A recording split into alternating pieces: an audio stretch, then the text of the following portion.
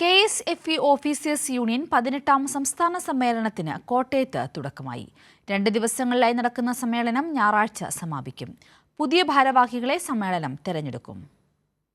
2 ദിവസങ്ങളിലായി കോട്ടയം മാമൻ Mappila ഹാളിലാണ് KSFE officers union സംസ്ഥാന സമ്മേളനം നടക്കുന്നത്. സമ്മേളനത്തിന് മുന്നോടിയായി യൂണിയൻ പ്രസിഡന്റ് AK ബാലൻ പതാക ഉയർത്തി.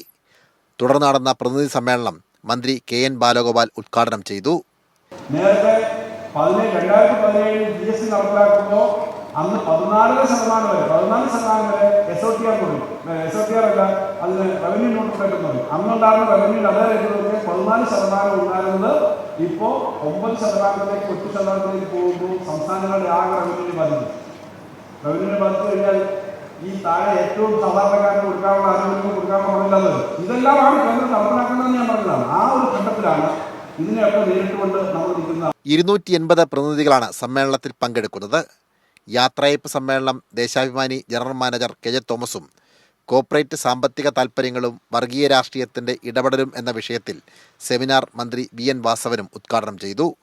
General secretary S Arun boss പ്രവർത്തന റിപ്പോർട്ട് അവതരിപ്പിച്ചു.